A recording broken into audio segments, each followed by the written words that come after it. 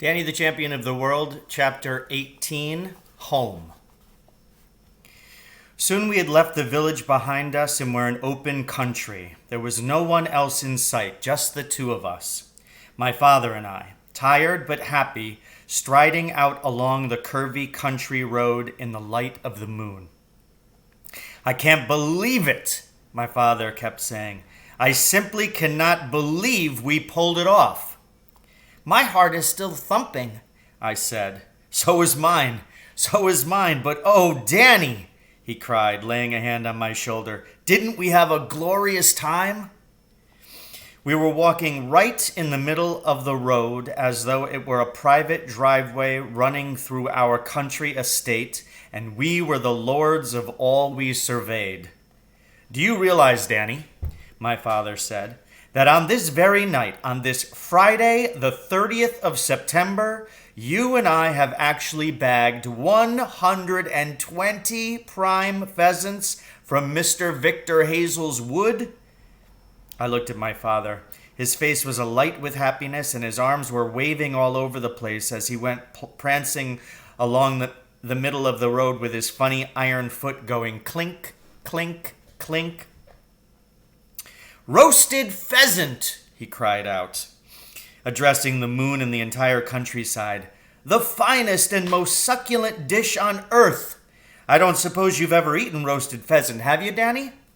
"Never," I said. "You wait," he cried. "You just wait till you taste it. It has an unbelievable flavor. It's sheer magic." "Does it have to be roasted, Dad?" "Of course it has to be roasted. You don't ever boil a young bird. Why do you ask that?" "I was wondering how we would do the roasting," I said. "Don't you have to have an oven or something?" "Of course," he said. "But we don't have an oven, Dad. All we've got is a paraffin burner." "I know," he said, "and that is why I've decided to buy an oven." "Buy one?" I cried. "Yes, Danny," he said. "With such a great and glorious stock of pheasants on our hands, it is important that we have the proper equipment. Therefore, we shall go back into the village tomorrow morning, and we shall buy an electric oven. We can get one at Wheeler's, and we'll put it in the workshop. We've got plenty of electric plugs in the workshop." "Won't it be very expensive?"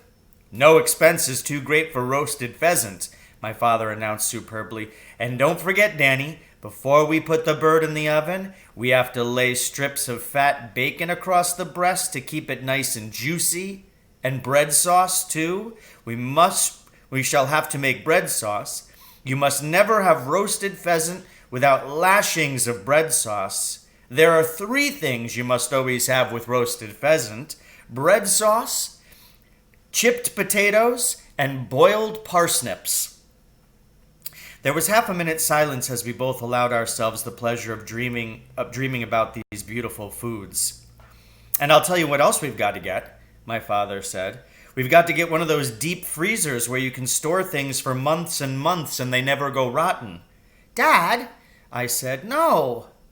"But don't you realize, Danny, that even after we've given birds away to all our friends, to Charlie Kinch and the Reverend Clipstone and Doc Spencer and Enoch Samways and all the rest of them, there'll still be about 50 left for us. That is why we are going to need a deep freezer." "But it'll cost the earth." "And worth every penny of it," he cried. "Just imagine, Danny, my boy, any time we fancy a nice roasted pheasant for our supper, all we've got to do is open up the lid of the freezer and help ourselves. Kings and queens don't live any better than that."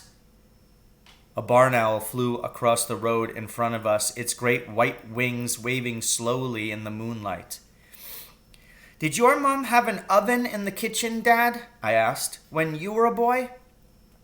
"She had something better than an oven," he said. "It was called a cooker. It was a great big long black thing, and we used to stoke it up with coal and keep it going for 24 hours a day. It never went out, and if we didn't have any coal, we used bits of wood." "Could you roast pheasants in it?" "You could roast anything in it, Danny. It was a lovely thing, that old cooker. It used to keep the whole house warm in the winter." But you never had a cooker of your own, did you, Dad? You and Mom, when you got married? Or an oven? No, he said. We couldn't afford things like that. Then how did you roast your pheasants? Ah, he said. That was quite a trick. We used to build a fire outside the caravan and roast them on a spit, the way the gypsies do. What's a spit? I asked.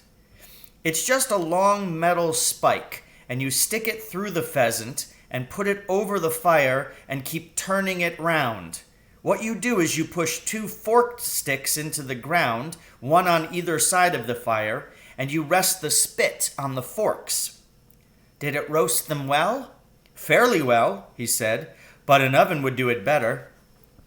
Listen, Danny, Mr. Wheeler has all sorts of marvelous ovens in his shop now. He's got one in there with so many dials and knobs on it, it looks like the cockpit of an airplane. Is that the one you want to buy, Dad? I don't know, he said, but we'll decide tomorrow.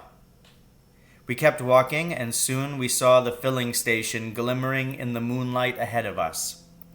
Will Mr. Rabbits be waiting for us, do you think, Dad? I asked. If he is, you won't see him, Danny. They always hide and watch you from behind a hedge or a tree, and they only come out if you're carrying a sack over your shoulder or if your pocket is bulging with something suspicious. We are carrying nothing at all, so don't worry about it. Whether or not Mr. Rabbits was watching as we entered the filling station and headed for the caravan, I don't know. We saw no sign of him.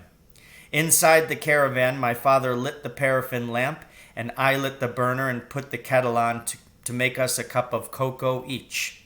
That, my father said as we sat sipping our hot cocoa for a few minutes later, was the greatest time I've ever had in my whole life. So ends chapter 18, Danny the Champion of the World.